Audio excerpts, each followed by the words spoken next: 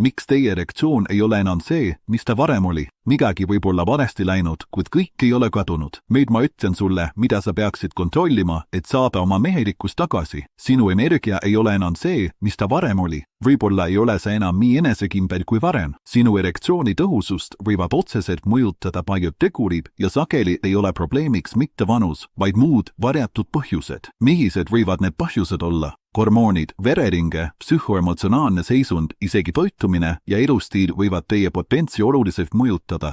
Esimesena tuleks kontrollida teie testosterooni taset. Kui see on madal, võiks see olla teie probleemide põhjuseks. Teine asi on teie vereringe. Kui istute palju või ei liigu piisavalt, tasub oma režiim üle vaadata. Ja ärge unustage stressi, see tapab sõna otseses mõttes teie enesekindlust. Soovitan veel lasta end kontrollida, et välistada tõsised probleemid ja pöörduda arsti poole, kui mõni neist asjadest on kahtluse all. Aga mis kõige tähtsam, hakake kohe tegutsema. Pidage meeles, erektsioon ei ole ainult füüsiline tugevus, vaid ka vaimne seisund. Kui tunnete, et midagi on valesti, ärge viivitage. Pöörake tähelepanu oma tervisele, tehke õigeid kontrolle ja tegutsege, et taastada oma enesekindlus. Teie mehe jõud on teie kätes.